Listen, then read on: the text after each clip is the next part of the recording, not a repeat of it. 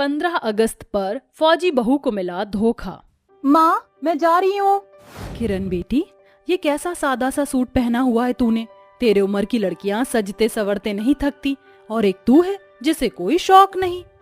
माँ, आप जानती तो हो मुझे सिंपल रहना पसंद है, और वैसे भी ये झुमके बालियां पहनकर या मेकअप करके कौन सा मैं सुंदर दिखने लगूंगी। ऐसा कहते हुए किरण के मन में छिपा काले होने का एहसास उसकी आंखों में आंसू बनकर उमड़ आता है। ज्यादा उभरी हुई सुंदरता तो नहीं कह सकते, मगर किरण का स्वभाव बहुत ही अलग है। ये ले, दही शक्कर खा ले, और सुन, अपना ध्यान रखना। माँ, आप तो ऐसे कह रही हैं जैसे कि मैं आज ही बॉर्डर पर जा रही हूँ। कुछ ही देर में किरण कॉलेज आ जाती है। कॉलेज तो आ गई, अब बस मुझे मेरी क्लास ढूंढनी है। ऐसा कहते हुए किरण एक कमरे में पहुंच जाती है जहां कॉलेज के स्टूडेंट्स 15 अगस्त के सेलिब्रेशन के लिए रिहर्सल कर रहे थे। ओह, आई एम सो सॉरी, मुझे लगा ये क्लास है। किरण का सादगी भरा स्वभाव देखकर मनीष को पहली ही नजर में उससे प्यार हो जाता है। लगता है आप कॉलेज में नई आई हैं। क्या मैं आपकी कोई मदद कर सकता हूँ? जी हाँ, क्या आप मुझे बता सकते हैं आर्मी इंजीनियरिंग की रो किस तरफ है? ओह, तो आप यहाँ फौजी की पढ़ाई करने आई हैं। चलिए, मैं आपको छोड़ाता हूँ। कुछ ही देर में मनीष और किरण के बीच अच्छी दोस्ती हो जाती है, और गुजरते महीनों के साथ दोनों को एक दूसरे से प्यार हो जाता है। किरण, तुम बाकी लड़कियों की तरह झुमके बालियां क्यों नहीं पहनती? अच्छी लगोगी। किरण में आ रहे बदलाव को देखकर हिमा पूछती है, क्या बात है, आजकल मेरी बेटी कुछ बदली बदली लग रही है। अकेले में मुस्कुराने और खुद से बात करने लगी है। पता है ऐसा कब होता है? जब हमारी जिंदगी में कोई खास आता है। अपनी माँ के पूछने पर किरण मनीष के बारे में बताती है, जिसके बाद दोनों की शादी हो जाती है। किरण की सास कामिनी उसका गृह प्रवेश कराती हैं। आओ किरण बहू, आज से इसे अपना ही घर समझो। प्रणाम माँ जी। प्रणाम बाऊजी। जीती रहो बहू, सदा सुहागन रहो। सुना है तुम फौजी बनना चाहती हो? जी बाबूजी, मैं इस देश की सेवा करना चाहती हूँ। किरण, मैंने तुम्हें बताया नहीं, पिताजी भी फौज में सालों तक सूबेदार थे।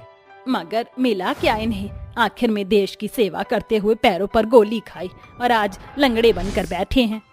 शादी के बाद किरण एक बहू और पत्नी दोनों की जिम्मेदारी अच्छे से निभाती है। वहीं सुबह के 4 बजे फौजी की ट्रेनिंग करती है और देर रात पढ़ाई। अपनी कड़ी मेहनत के बाद आखिरकार किरण एक फौजी बनकर देश की सेवा करने चली जाती है।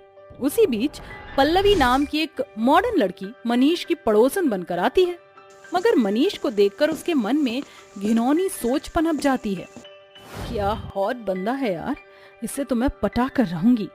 अगली सुबह पल्लवी बहानेबाजी से उनके घर आती है। जी नमस्ते आंटी, मेरा नाम पल्लवी है। वो मैं चाय बना रही थी, मगर मेरे घर का सिलेंडर लीक कर रहा है और इतनी सुबह सुबह कोई मैकेनिक भी नहीं मिलेगा। प्लीज आप अपने बेटे को कह देंगी जरा देख लेते। हाँ हाँ, क्यों नहीं बेटी, एक पड़ोसी दूसरे पड़ोसी के काम नहीं आएगा तो कौन आएगा, मैं भेजती हूँ मनीष को। मनीष पल्लवी के साथ उसके घर आ जाता है। जी, मैंने आपका सिलेंडर ठीक कर दिया है, अब मैं चलता हूँ। अबे यार, इसे जाने की कितनी जल्दी है, जैसे कि भाग मिल्खा मूवी देखकर आया हूँ। कुछ कर पल्लवी। मनीष, वो एक्चुअली मेरे बाथरूम का शावर ठीक से काम नहीं कर रहा है, प्लीज आप चेक कर लेंगे? ठीक है, मैं देखता हूँ। मनीष के पीछे पल्लवी भी बाथरूम में आ जाती है और जानबूझकर मनीष की बाहों में गिर जाती है। इतने में शावर ऑन हो जाता है और दोनों एक दूसरे के करीब आ जाते हैं। तभी मनीष को अपनी पत्नी का ख्याल आता है और वो वहां से जाने लगता है। नहीं, मैं किरण को धोखा नहीं दे सकता, मैं शादीशुदा हूँ, ये सब गलत है। उस पल तो मनीष वहां से चला जाता है, मगर अब पल्लवी अक्सर उसके घर आकर काम करती और कामिनी की मदद करती। वहीं दूसरी तरफ बॉर्डर पर हर दिन किरण अपने पति को याद करती है। मनीष को देखे कितने महीने हो गए हैं और तीज भी आने वाला है, मुझे सर से बात करनी होगी। विक्रम सर, क्या मैं अंदर आ सकती हूँ? कैप्टन किरण, आओ ना, क्या बात है? सर, मुझे कुछ दिन की छुट्टी चाहिए। तीज का त्योहार आने वाला है और शादी के बाद ये मेरी पहली तीज है। कैप्टन किरण, इस वक्त आपकी जरूरत इस बॉर्डर पर है और आप किसी की बहू और किसी की पत्नी होने से पहले एक फौजी हैं। मगर सर, एक फौजी होने के साथ मैं एक घर की बहू और किसी की पत्नी हूँ। मेरे अंदर भी जज्बात हैं। कैप्टन किरण, एक फौजी के सीने में जज्बात के लिए कोई जगह नहीं। आपको छुट्टी नहीं मिल सकती। इस तरह से फौजी बहू के घर जाने के लिए छुट्टी नहीं मिलती है। वहीं दूसरी तरफ पल्लवी तीज वाले दिन सज संवर कर कामिनी के घर आती है। आंटी जी, आप तीज की पूजा के लिए जा रही हैं ना? मैं भी वहीं आ रही हूँ। आपकी बहू नहीं आई? नहीं, वो बॉर्डर पर है। माफ करना कामिनी आंटी जी, मगर फौजी होने से पहले वो इस घर की बहू और मनीष की पत्नी है। क्या अपने पति के लिए उसका कोई फर्ज नहीं? ये तो मनीष का बड़प्पन है जो अपनी फौजी बीवी के बॉर्डर पर जाने के इतने महीनों बाद भी वफादार है, वरना कोई और होता तो कब की दूसरी शादी कर लेता। बस यही देखकर तो मैंने तीज का व्रत रखा है, ताकि मुझे भी मनीष जैसा पति मिले।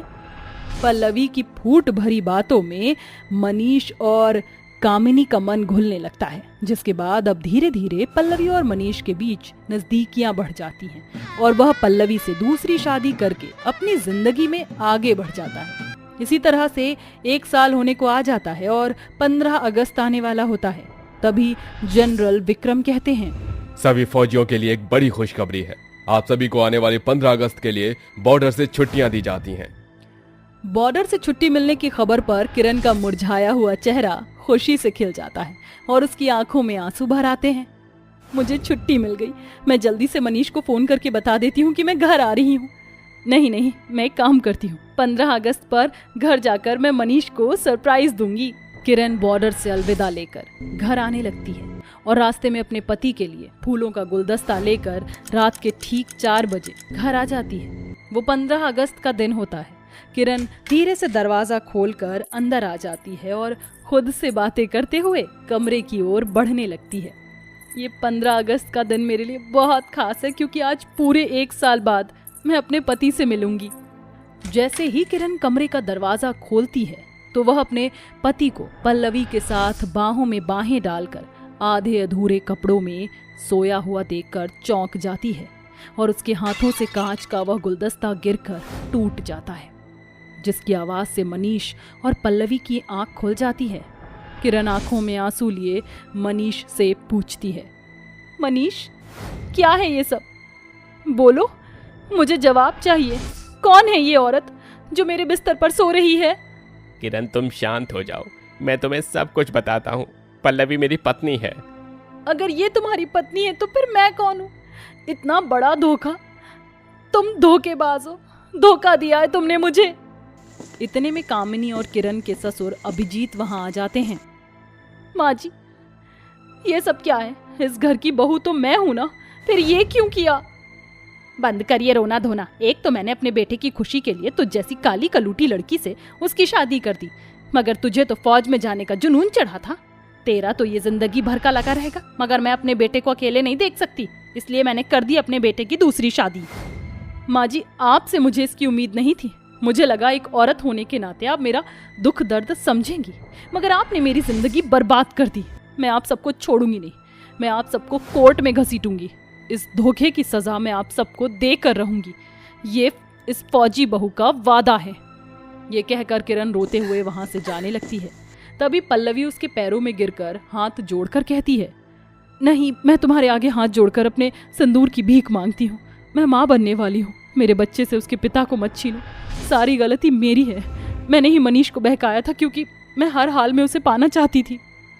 तुमने तो धोखेबाजी करके मुझसे मेरा पति छीन लिया, मगर मैं एक फौजी हूं, इसलिए फरेब करना मेरी फितरत नहीं है। आखिर में किरण मनीष को छोड़कर उसकी जिंदगी से चली जाती है और सारी जिंदगी फौजी बनकर देश की सेवा में बिता देती है। वहीं मनीष अपनी जिंदगी में काफी खुश था, मगर उसने जो किरण के साथ किया था, जो धोखा उसे दिया था, उसका पश्चाताप वो आज तक कर रहा है। प्रगति और सिया दोनों बहनें थी। उनका बाप दिलीप एक फौज में भर्ती था। अभी दिलीप की छुट्टियां चल रही थी, तो इसलिए वो अपने परिवार के साथ ही था। आ जाओ सिया दीदी, खेलते हैं। लेकिन हम क्या खेलेंगे? देखो मेरे पास झंडा है और ये बैंड भी है। चलो हम इससे फौजी फौजी खेलते हैं। दोनों बहनों ने झंडे हाथों में लिए और उन्हें लेकर फौजियों की तरह चलने लगी। भारत माता की जय, भारत माता की जय। दोनों बच्ची इसी तरह नारे लगाते हुए खेल रही थी कि तभी वहां दिलीप आ गया। और बेबी डॉल्स, क्या कर रही हो? पापा, हम बेबी डॉल्स नहीं, हम आपकी तरह फौजी हैं। अच्छा, हाँ, और हम इतने बड़े देशभक्त हैं कि हम अपने देश के लिए अपने प्राण भी दे देंगे। ये तो बहुत अच्छी बात है। हर हिंदुस्तानी को ऐसा ही होना चाहिए। पापा, हम भी बड़े होकर असली के फौजी बनना चाहते हैं, बिल्कुल आपकी ही तरह। ये तो बहुत अच्छी बात है। लेकिन बेटा, फौजी बनना इतना आसान काम नहीं है। फौजी बनने का मतलब बस बॉर्डर पर जाकर रहना नहीं है, बल्कि अपने देश को दूसरे देशों के साथ समन्वय बनाकर रखना और बड़ी बातों, दंगों को होने से रोकना भी है। और हमेशा अपने देश के लिए प्राण देने की भावना भी है। चाहे कोई भी देश तुम्हें कितना ही लालच क्यों न दे, लेकिन तुम हमेशा अपने देश के साथ वफादार रहो, ये मतलब है। और हमेशा अपनी मातृभूमि और तिरंगे का सम्मान करो। अब समझ आया? दोनों बच्चियां अपने बाबा की बात को बड़ी गौर से सुन रही थी। दिलीप उन्हें रोज ऐसे ही बातें बताता रहता था, जिससे कि उनके अंदर देशभक्ति की भावना कूट कूट कर भर चुकी थी। इसी तरह देखते ही देखते दिन बीत गए और दोनों बेटियां बड़ी हो गईं। अब 2 दिन बाद 15 अगस्त है। न जाने पापा को छुट्टी मिलेगी या नहीं। दीदी, मैं भी पापा को याद करती हूँ, वो हमारे लिए कितनी मेहनत करती है ना। दोनों बहनें अपने बाप को याद करती रहती थीं। दिलीप जब इस बार घर आया तो उसने अपनी बेटियों का रिश्ता पक्का कर दिया और देखते ही देखते उनकी शादी का भी दिन आ गया। हमेशा खुश रहना मेरी बच्चियों। दोनों बेटियां विदाई के समय अपने माँ बाप से गले लगी और फिर अपनी ससुराल आ गईं।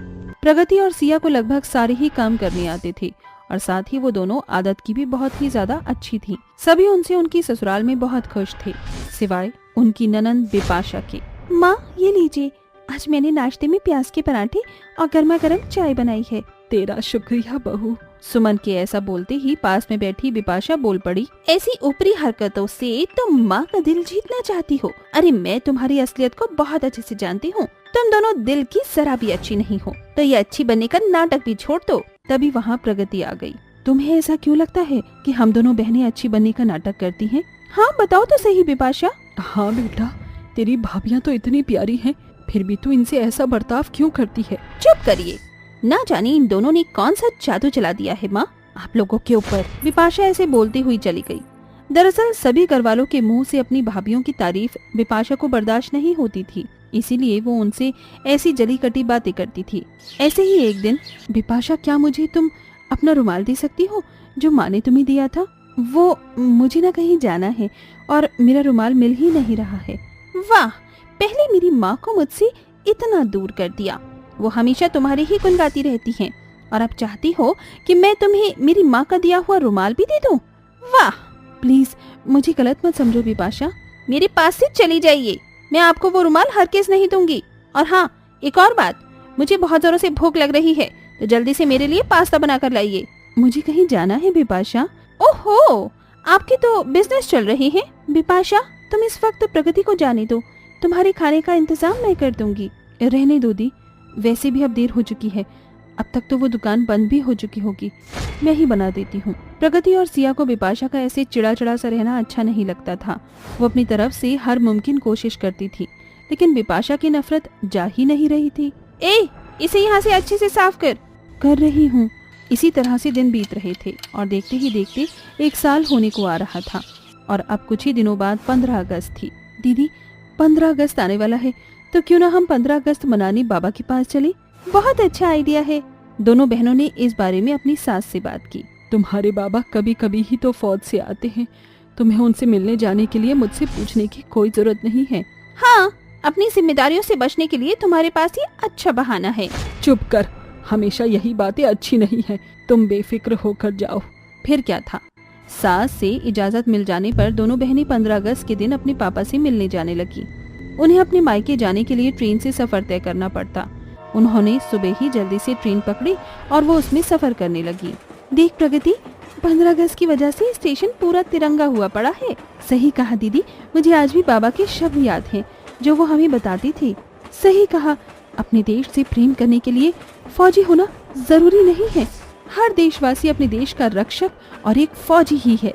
दोनों बहनें इसी तरह बातें कर रही थी कि तभी सिया को रेस्टरूम जाना पड़ा। उसके साथ प्रगति भी गई। अभी वो बस रेस्टरूम में गई ही थी कि तभी सिया को कुछ सुनाई दिया। जब उसने गौर से उस आवाज को सुना तो वो एक टाइम बम की आवाज थी, जिसे वहीं रेस्टरूम में फिट किया गया था। दीदी, इतनी देर क्यों लग रही है? सिया ने दरवाजा खोला और प्रगति को सब कुछ बताया। हमें कुछ करना होगा दीदी, वरना आज वो दिन है जब हम भी अपने देश के लिए कुछ कर सकते हैं। दोनों बहनों ने बम को ढूंढना शुरू किया और आखिर एक कोने में उन्हें वो मिल ही गया। उन्होंने जल्दी से ट्रेन में लगे लोगों को उस बात की जानकारी दी और सभी सतर्क हो गए। मैं 15 सालों से यहाँ काम कर रहा हूँ, लेकिन ऐसा कभी नहीं हुआ।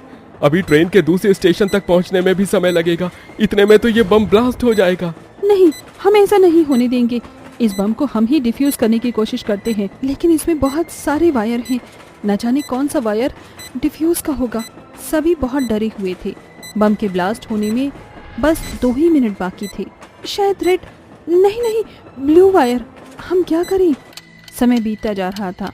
आखिरकार अब बस 10 सेकंड ही बाकी थे। जय भारत माता!